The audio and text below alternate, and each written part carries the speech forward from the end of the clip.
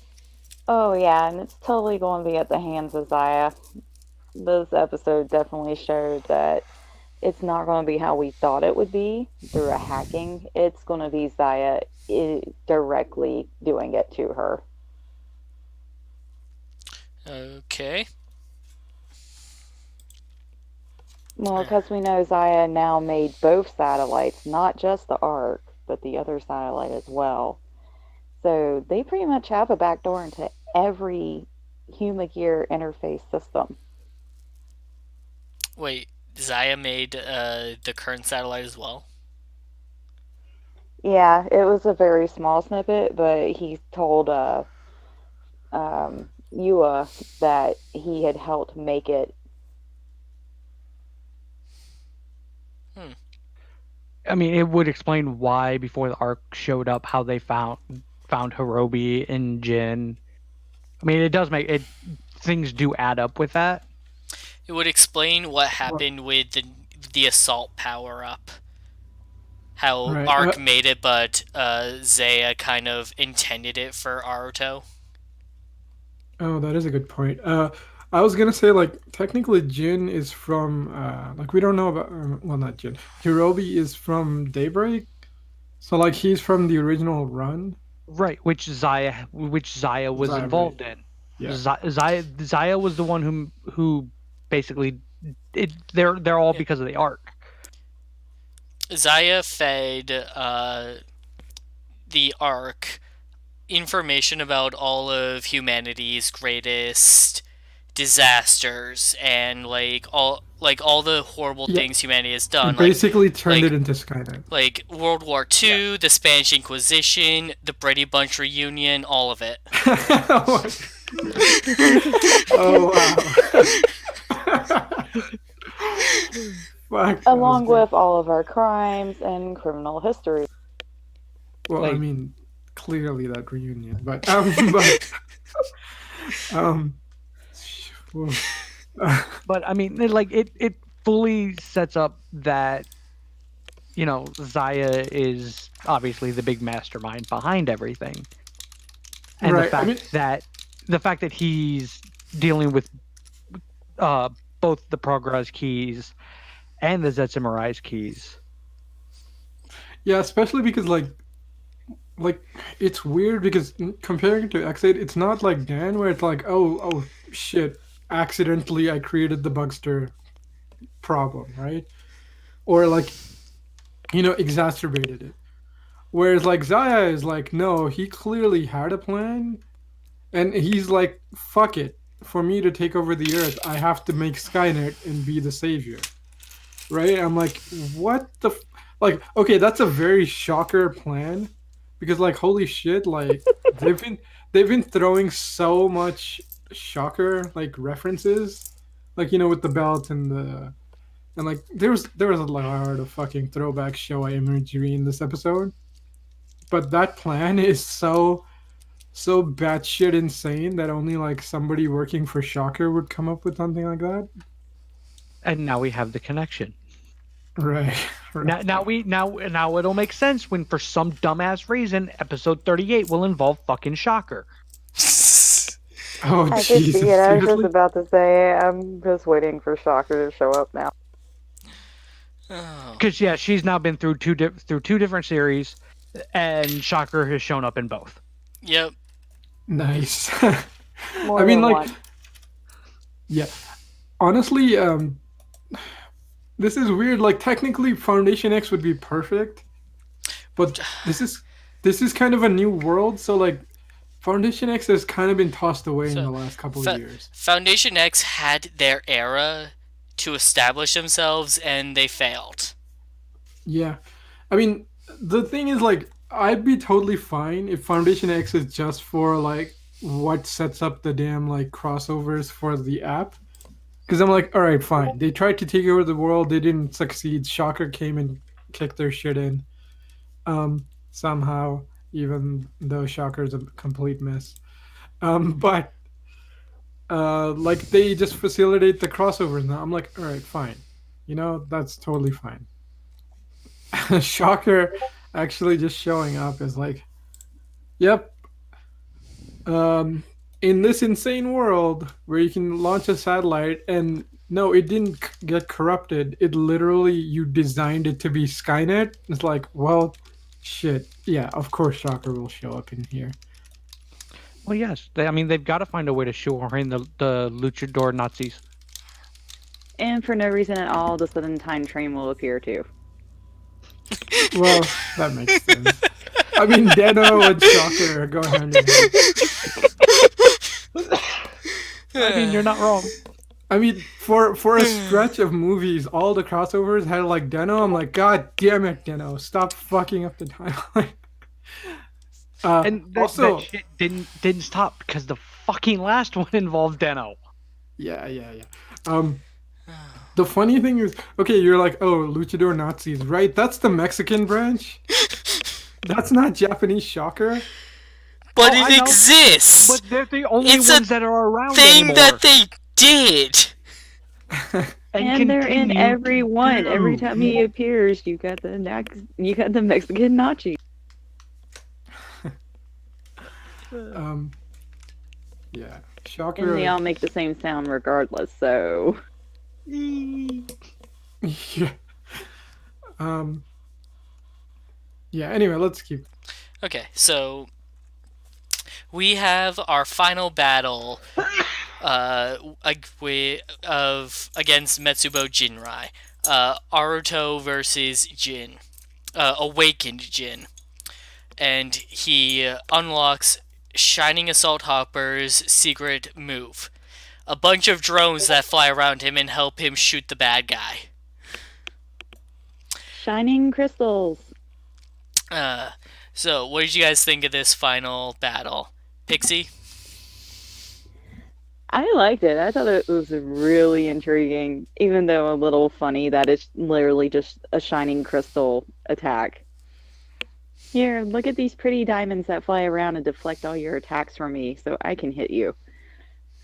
But at the same time, I mean, it does make sense within the way we've seen this evolve. Like, everything evolves either an animal or a computer component at some point. So we know crystals are in computer chips and screens, so kind of makes sense. Like I really like this fight. Is like, and looking at it from the idea that some website had that there was only going to be a handful more episodes of the show. This could have been a good ending point for this show, because it, aside from a few things that happened, it wrapped everything up in a nice little bow. But then it wouldn't be Ryder. Right. I did like the fact that this is basically this form is basically God mode, but it doesn't seem overpowered. Like they've done a good job of, like, you know, not making it seem like, hey, look, I'm now invincible. Cheat While level making 100 at Mario Superstar. Yeah, it's not no hyper Muteki bullshit, but it still has enough power to wreck some shit and do so effectively. I mean, to be fair, it's too early on.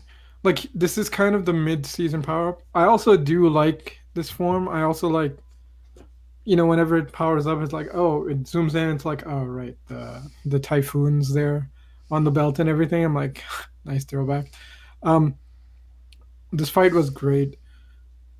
As for not being overpowered, yeah, that's kind of cool because one, his just like Shining Hopper is fucking kind of busted.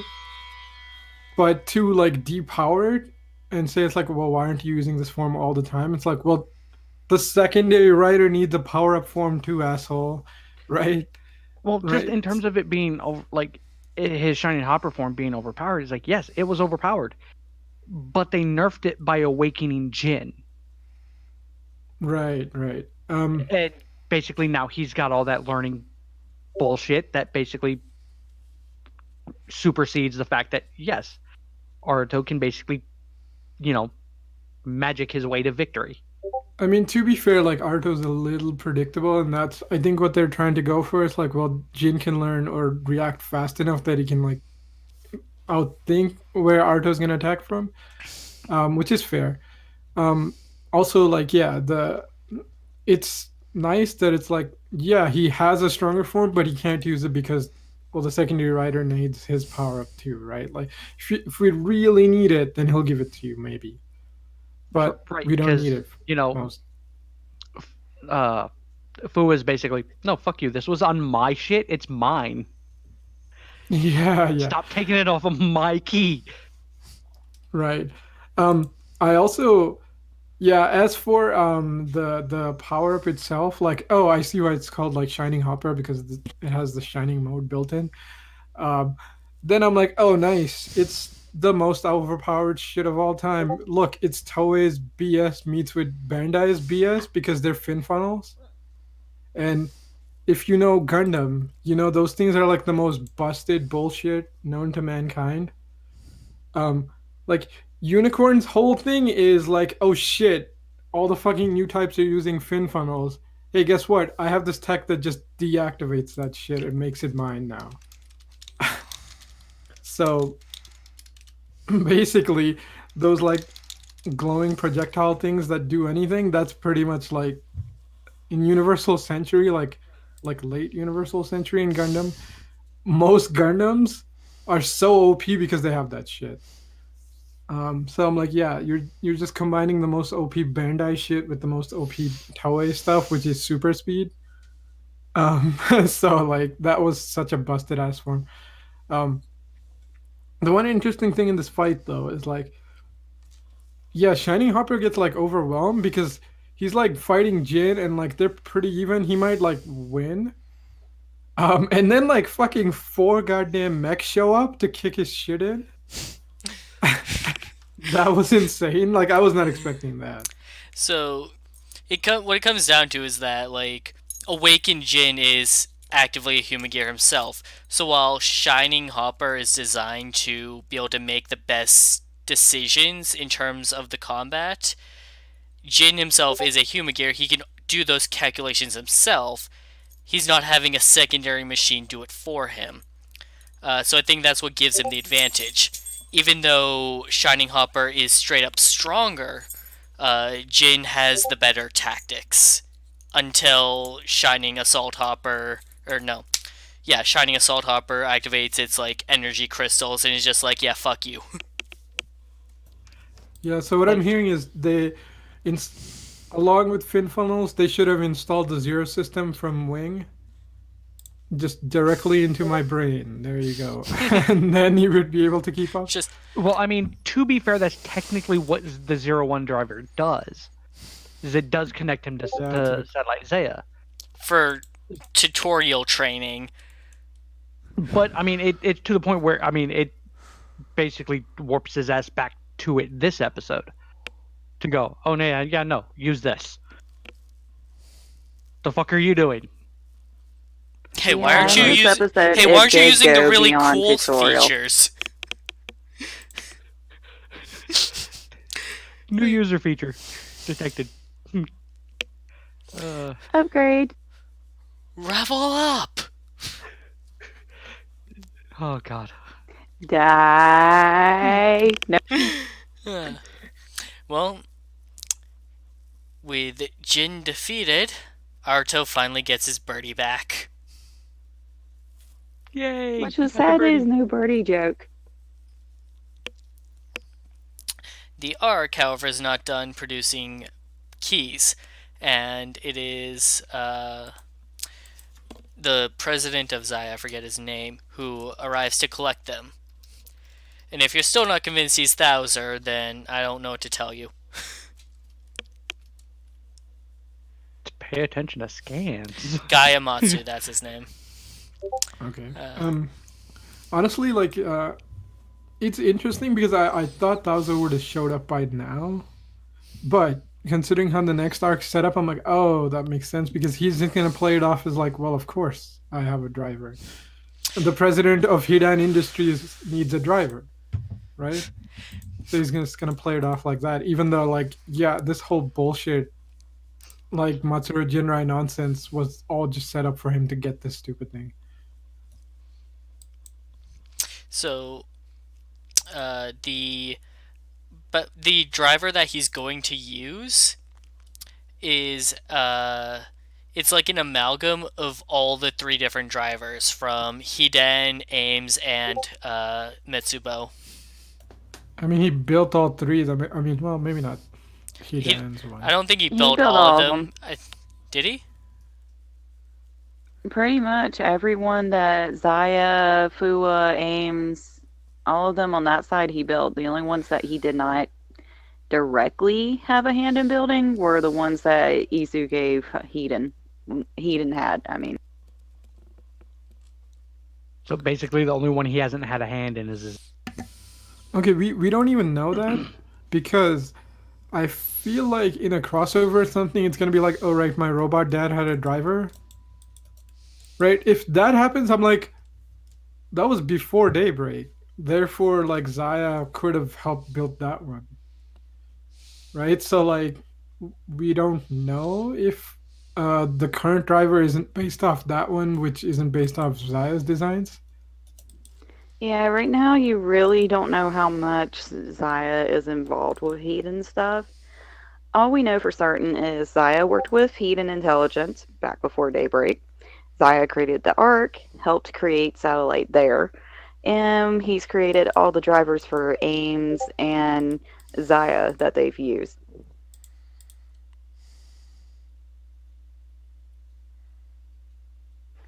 So it's possible he's created Shining Hopper and all that too, just not directly by his hand. He's been just letting Satellite there do it. Well, Because And I'm not. potentially as he eased it. put, all of this was as per his calculations. See, I don't feel like he built Satellite or Shining Hopper or something because I think like um Hiden's AI built that, but like he could have built or had part in building the driver because like I don't feel like he would overpower Arto that much because like yeah he needs Zero Jinrai to get knocked down, but like he doesn't need this kind of power to do it, right?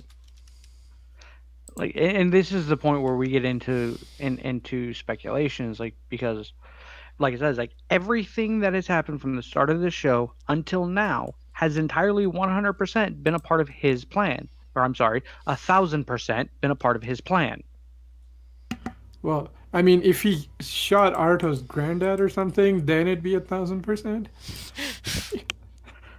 That might be 1,001. Hey, And we he don't know very yet. much He might possibly have. could That have, might come out later. because we still don't know how he died. Just that he did. Yeah. I. I'm gonna go through the episode again to like double check if they really made Satellite Zaya, like, because that would throw a lot into perspective. Yeah, while you do that, we can probably discuss the board meeting. Yeah, the next thing is the board meeting, where Arto goes to take responsibility for his actions. Right, And I'll let you guys have your thoughts on this. Rai, what did you think of it?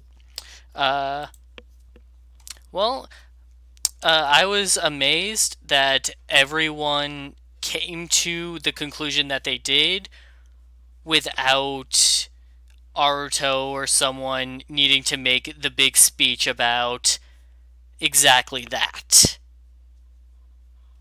Like that, I found that impressive. Yeah, I do agree that it's amazing that they didn't have to throw out the speech out there. Personally, I feel like it's really weird because it's like, oh, the VP just raises his hand and like nobody else says. I'm like, fuck off. Right. You can say, right, like the rest of them are cowards and then didn't want to, take the responsibility and didn't want to fuck up because, again, this is a Japanese company. If you fuck up, you pretty much resign. Right. But like, honestly, I would have liked it if it'd been like, oh, the vice president has some support and then like the remaining guys like raise up their hand and you see there's a third person in play because right now there's like Arto and the VP, right? Like the rest of the board members are pretty much like have no purpose, right? Like I honestly, it would have been interesting if there was like somebody who's supporting Arto, but you clearly feel like he's gotten his own reasons for doing it right now. Like I would have loved if we had like someone like Tachibana from Amazon's, right? Who's like so fucking power hungry, but like he's not stupid enough to make an open move, but he's like there, ready and waiting. So we would have had like a three-person dynamic in the company, but again, it probably would have conflicted with the Zaya hostile takeover plot. But it would have been interesting. Anyway, Vashi, Pixie, what did you guys think of the boardroom scene? Yeah, I was honestly expecting the same thing. Like, I expected there to be like at least half votes to remove him, and instead it was just the vice president who raised his hand and then tried to cover it up by, oh, just itchy. That was so pathetic. But it was interesting that literally there was no more than just him raising his hand to have him removed, because realistically, a company would have at least a few people siding with the vice president. Yeah, especially considering like I feel like the vice president's actually smart. Like he wouldn't have called this emergency meeting if he didn't feel like he had any of the support. Like maybe they could have shown that like, oh, before Matsuro Jinrai was defeated, like more people were on his side. Like, Because he like called the meeting before Matsuro Jinrai was defeated, right? And then like, oh, it's a yes. shocking upset that like he didn't have as much support as he thought, which would have given him Like character.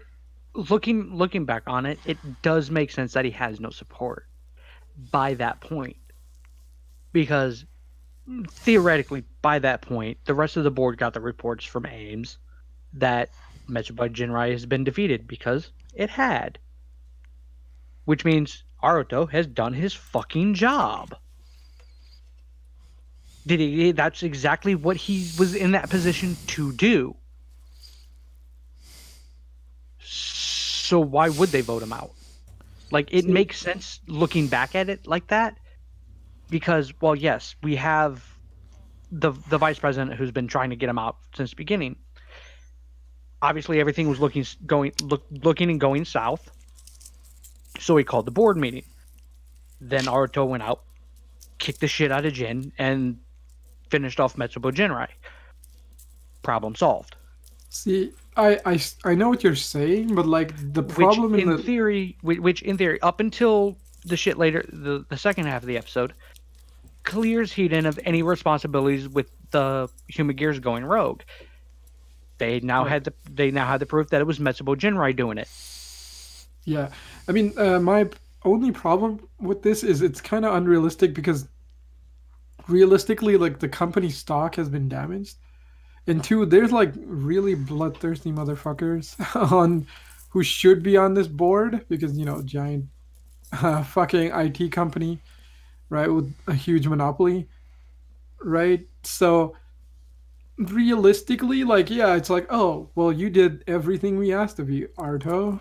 Good job. Keep going. Like, in the real world, that's like, that was just an excuse that anybody who wanted power would use to be like, oh, well, you fucked over the company. Now get out. So to increase their standing, like the problem is the way the boardroom meeting played out is like nobody has any investment in getting higher in the company, right? Like the vice president does, but like nobody else in that boardroom has any interest in getting higher up in the company.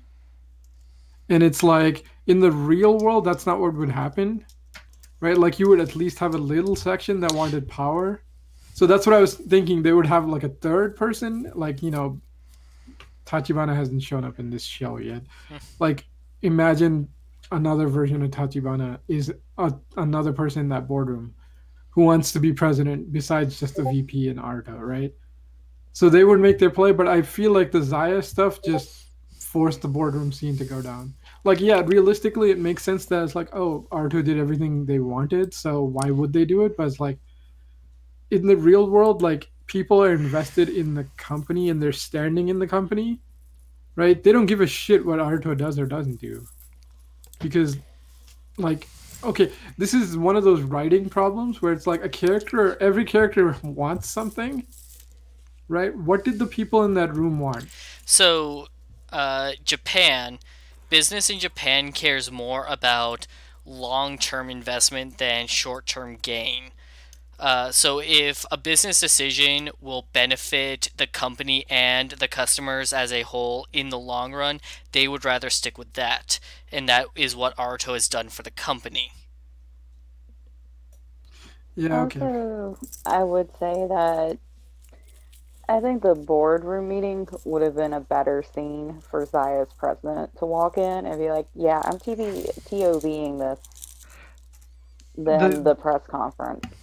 I the mean, problem with that is the fact that they're two separate entities as companies. right, He wouldn't have access to that meeting.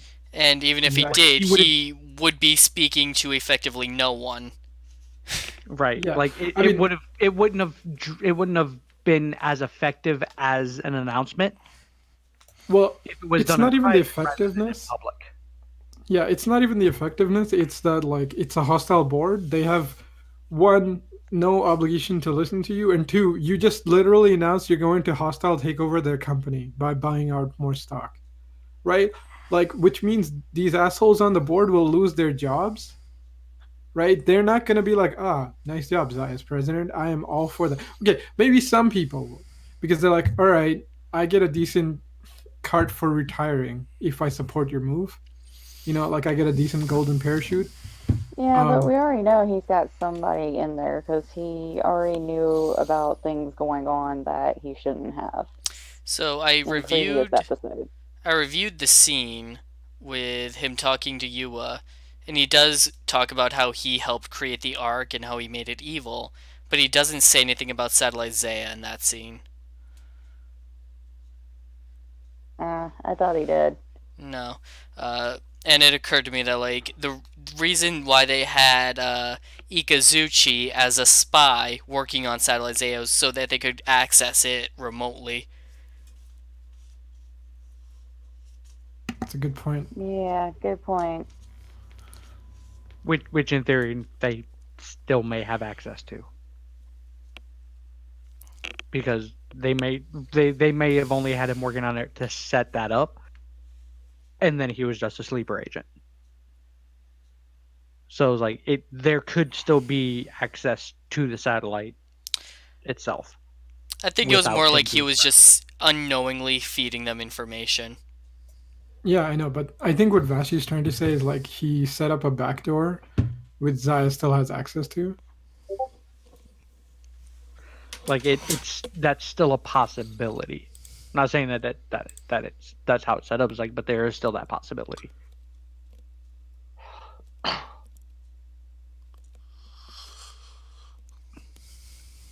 But like in terms of the like my thoughts on the board itself, I think he then would have been intelligent enough to set up the board in a way to where it would work in this particular direction instead of him being there being a lot of people who are just out for themselves or whatnot. It's like just more of it as the company as a whole, Yeah, knowing that the vice president is set up in a way who would push Aruto to do the best job and what is right. right. I Like mean, I think that was more of a setup of like Grandpa Hedon's idea. yeah. Oh, I know what you're saying, but this is very much like Foundation series type of logic where it's like, oh yes, I've set it all up according to, like psychohistory or whatever. Everything according to plan. Um, the I think my problem is like I'm thinking of much more interesting boardroom scenes where it's like like what if Murakami was here, or what if we had like the three from Ryuki, like Imperior or whatever, whose dad was the president and he like mysteriously died, and like If the three higher ups tried to use him as their puppet. if Murakami were here, then Amatsu walking in claiming a TOB would have been a much more interesting scene. Dude, him or Tachibana from Amazons. Like Jesus, they'd all be interesting. Holy shit, man! Ryder has like really interesting boardroom characters. I just realized. Like fuck. That And then that X8 had 3 different very creepy types. Yeah, I know, but like even like set them in. Okay, like fucking Kamen Rider. Okay, think about the companies that are in a Rider universe, right? Like you have Genom Corp, you have Kagami Foundation from O's, right? Like you have Hidan Industries, like you have Smart Brain. Like this is fucking insanity. I mean, like it'd be so damn interesting to watch, but these companies are crazy. It's like then So we have Dan Masamune buying Cake Boss's office. yeah, see, okay, unless it's fucking not Nobunaga, right? Which is the plot of that movie, the one that nobody likes from O's. I like that. Um, Oh wait. Oh wait. No, that's the one that I didn't see. yeah, yeah, it's really dumb. Um, right? Because O's is all about desire. So like, well, let's I don't know. I guess like clone Nobunaga or something. And I'm like, Cake Boss, why did you think this was a good idea? And then he reveals like, yeah, I've almost bought out like half of your company. It's like, holy shit, I didn't even realize. I'm like, what the fuck? You're smarter than this. Yeah, no, Cake Um, Boss is gonna end the world at some point. I mean, Well, it's all but for certain. yeah, I know, but He like, does create another evil goddamn writer. right? Like, which evil CEO and writer isn't going to end the world? Right, By Murakami. the end Guess of it, what? Dan- Humans, we're all going to replace Yeah, you. Paradise Lost. Right, right. Like freaking Dan. I mean, Masamune almost actually did it. Not Masamune, Kuroto, because by the end of it, Kuroto actually does effectively save it. He's a shit dick about it, but yes, he does save it. No, I know, but Either one of them would have Masamune ended the almost- world. Yeah, Oh he yeah, almost with took it no over. other outside influence, yeah, they would have done. They would have absolutely destroyed the world. And who knows what Amatsu over here is gonna do? It's like, Yeah, cause he I mean, makes. he wants to rule the world. he- Like, okay. Oh, I forgot about Yggdrasil. Right? Oh shit, we can only make enough drivers for 1 billion people. Fuck the 6 billion others. It's fine. Let's just keep this damn portal to the other world open. And make everybody dance. It's a cover up. Clearly, they know the power of fucking J-pop. Oh my god. Yes, it eventually creates fruit Jesus. Goddamn Kamen Rider fruit salad. Sorry, fruit basket. No, fruit salad. um. Yeah, what the hell were we on about? I don't know. I'm We were lost. talking about the boardroom board meeting, meeting.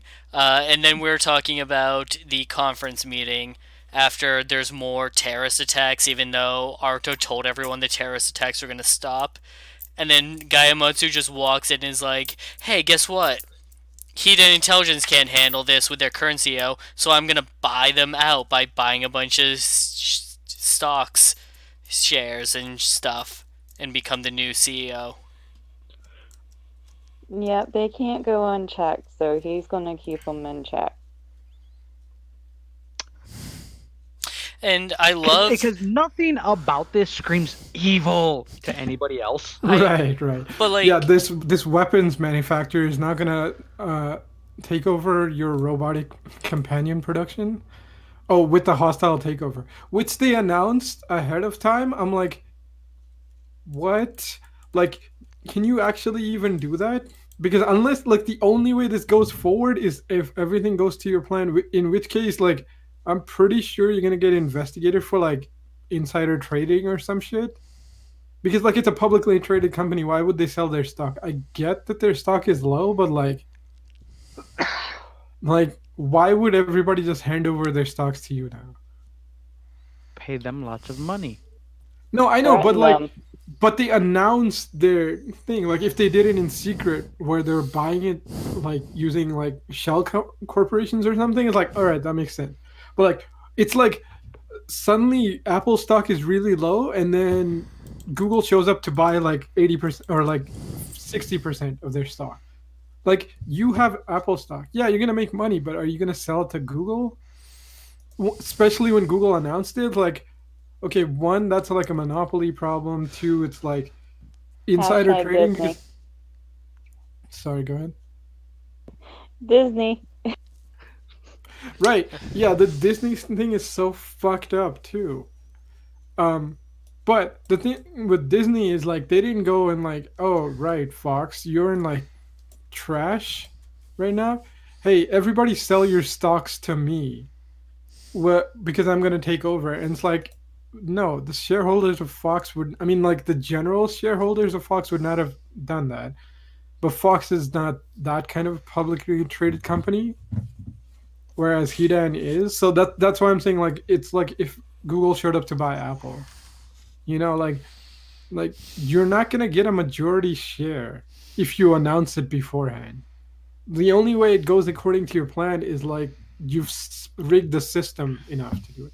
And yeah, you can say, oh, well, the stock's price were low, so he could have said like he already acquired enough because the stock dropped and he already bought enough to take it over. I'm like, all right, at least he didn't announce it beforehand. He already did it in secret. But like I just guess showing up that's and supposed to announcing be it doesn't make sense. implied because ever since the show started, they talked about losing stocks, losing stocks. And And then he did set up that meeting going, I'm going to buy your company. and the entire time, I love the look on the vice president's face as he slowly realizes that this was how close he was to this being his problem. Yeah, so good. Also, like I hope that guy gets character arc because like this is the most shakeup in his entire setup. Like, right, your company doesn't trust you, uh, and another president wants to take over your thing. This is your number one chance to become the hero of the company, right? Like to take it away from Arto and retain control of the company somehow. Like this is the number one chance you're ever gonna have. If he actually doesn't do anything now, like what a waste of a character. Like shit, his freaking assistant, or I guess his lackey got more development in this episode because like he's so two-faced. He just like boom, like exactly like, oh, okay, well you're not getting Yeah. enough support, President. I'm gonna just support Ardo and like just play it off like, oh yes, all according to plan.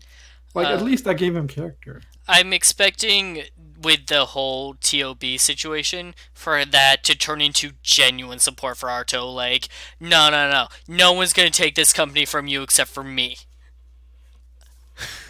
Like that begrudging support. Like, enemy of my enemy. Come on, this is our company. We're not going to let an outsider fucking Dude, that take would be over. so cool if they actually went down that route. Like, even if it's just the occasional mention of how he's been blocking Zaya from buying enough shares or whatever. Fuck, I forget what writer it was, but he's basically turning into I forget which writer it is, but the one who spends the entire series going, no, no, no, no, no, I'm gonna kick his ass. If anybody kicks his ass, it's me. Oh wait, no, not writer. What? I'm fucking stupid. That's Vegeta. God, I'm stupid. Okay. Wow. Oh. Yeah. Oh god, I like you said that and I was just like what Wait, writer what? would do that? Like not even Kabuto says that. Oh. God, I'm fucking retarded.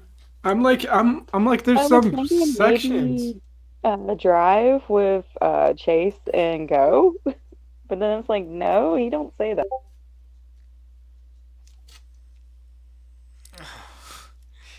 So the last thing that we haven't talked about is that with the perceived defeat of Metsubo Jinrai, Ames has recovered Hirobi's deactivated body and has it bound up for I don't know.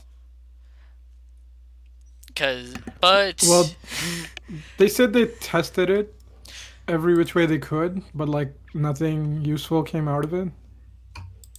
So, like Fu was like, what the fuck was my vengeance for anyway? because he effectively just sees a corpse. Well, no, Which he doesn't. He sees a scrap. He sees him as Scrap scrap metal. metal. He doesn't see him as human or anything But like that. the I would stinger, like to point out that Hirobi was repaired. yeah, the stinger at the end of the episode is that Hirobi wakes up. And like even when you see him before he wakes up, is like all the damage that he sustained, to include his face being all fucked up and like part of his robot human gear skull showing, is fixed. Because when Guy looked down at him when he went to go grab the last keys, he was still fucked up. And he was standing on top of him. Yeah, that too.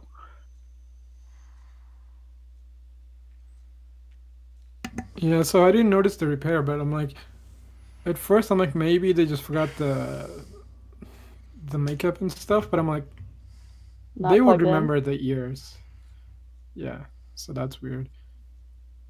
At first I was like, oh, maybe he just put himself into like low power mode or something when he got shot, but it's like, nah, you're right. It does feel like he was repaired.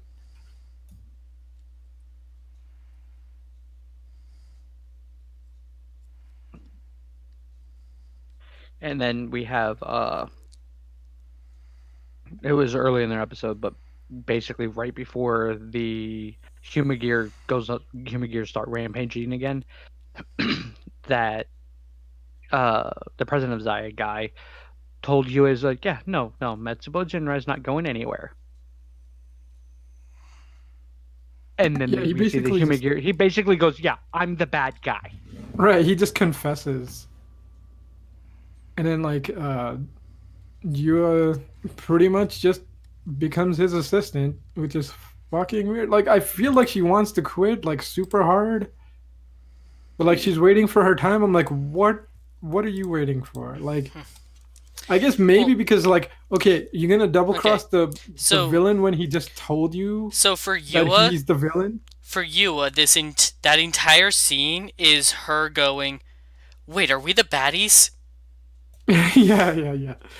Right? Especially because like it's kind of that situation where it's like, well, it makes sense that you would walk away, but I'm like, okay, your evil boss just told you that he's the evil boss.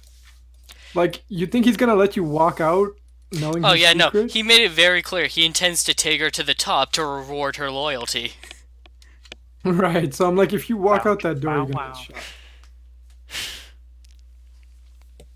But yeah, I mean, this is leading to the moral dilemma for Yua, which we've kind of are still in Fua's moral dilemma.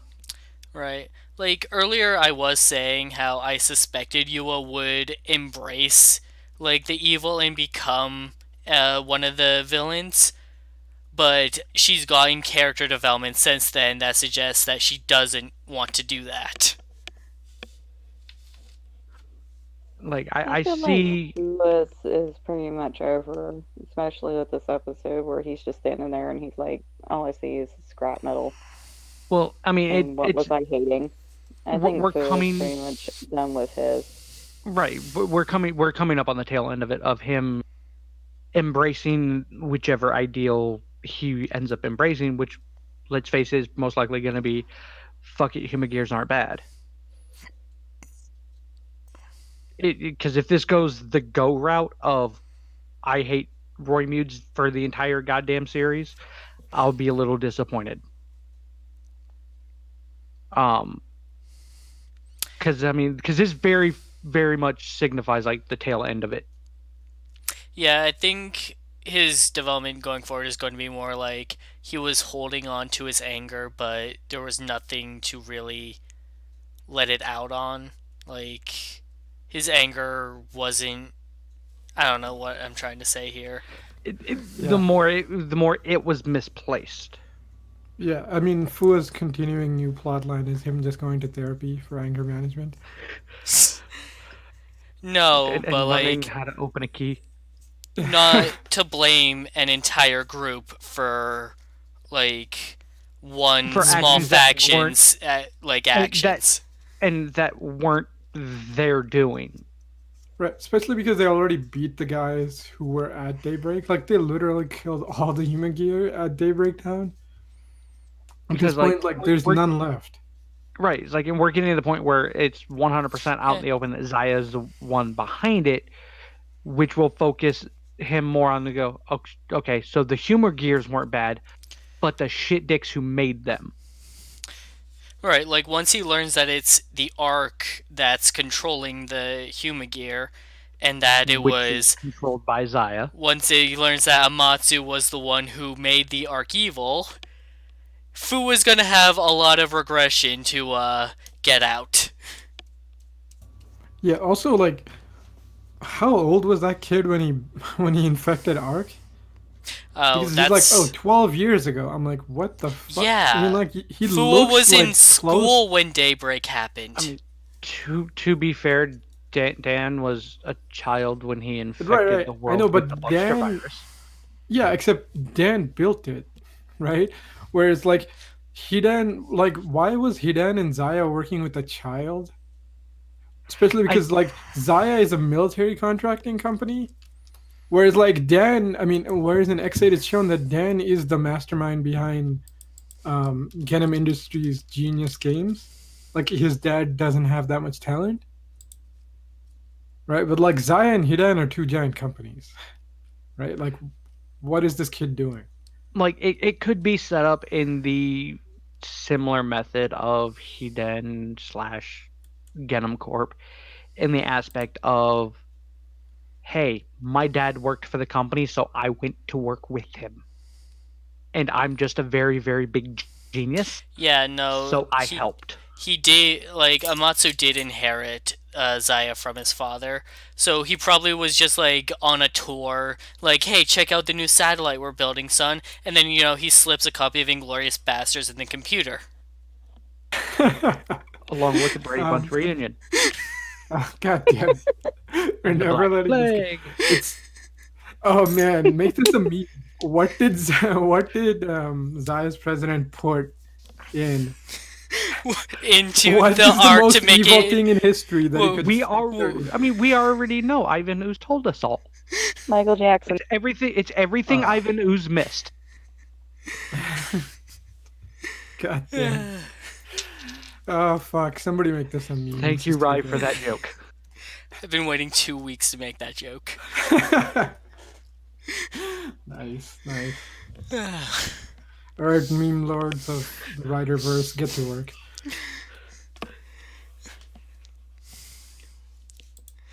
All right. Anything else anyone wants to talk about? No. Well, I just want to see Aruto use the little birdie again. All right. So, final thoughts on the episode, Pixie. Great episode. Loved the battle. I thought the suit was really well done. And the battle scene was nice. It wasn't overly CGI where you could tell it and it looked horrible. It looked good. So I give them props for that. And we'll have to wait and see what happens next. This episode was fantastic and a good turning point for the series as a whole. I'm disappointed with like small minor things, but knowing the way that this story has progressed so far, I'm pretty sure the things that I'm slightly irked with now will turn out to be fucking amazing things later on. So, fantastic show, fantastic series, and a very great end to what I'm going to just refer to as the first arc. Yeah, I agree. This show has really hit its stride. Well, I guess we'll see next episode, but definitely a really solid conclusion to the first arc. It's gonna be interesting because like, well, Hirobi's back. Does that mean like Jin comes back? That's gonna be interesting to see. As long as Little Assassin comes with him. Okay. Well, they had the suit, and I'm like, oh no, he's back, and I'm like, oh no, wait, they're all back. So I'm like, Because they're I just mean, reusing the suits. The what Well, you there is call it, one number left. 5 is still he's still running around somewhere. probably locked in a closet in Heat because he I did don't know. just kind of poof. Yeah, it's gonna be interesting. Yeah, but as for this episode, besides the board scene, um, everything else was solid. I mean, like the announcement was a little weird, but because like, man, those fucking reporters are dicks. Because I'm like, wait your turn, assholes. Um, but like it sets up for a really interesting arc going forward. Um, Like so yeah, go ahead. the one thing I did want to point out is like one thing I like about this show that and it shows again that this writer is really good with this shit because he did a fair job of it in X8 is the transitioning from arc to arc. Like it's not a straight cutoff per se. Yeah, I that's mean, what I was there's a gonna definitive say. end to it, but it all kind of blends together. Because Right, to it's be not fair, like like the Zaya arc started like Yeah, what that's what I was 5 or gonna 6 say. It episodes was ago. interesting to see like one arc end and another arc kind of begin in the same episode, but like they've been building up to the beginning of this arc for a few episodes now. yeah, Right. so Like like in the end of the Mitsuba Jinrai arc is, still, probably next couple of episodes away from being fully done. I know, which again makes the show really well written in that aspect. It kind of contrasts with Gaim, which is one of the things I really didn't like about Gaim, where it's like, okay, arc over, pretty much resets the whole show. So it's like, all right, this might as well be another season. Whereas like X8 doesn't do that, and this show, like as we've said, didn't do that, which is nice. Um, yeah, there's a couple other shows that do this like build, but I think this transition was better than the ones in build, to be honest. Right. Well, thanks for joining us tonight, everybody, and we'll be back next week to continue our regularly scheduled programming. Finally. So thanks for joining. We'll see you next time.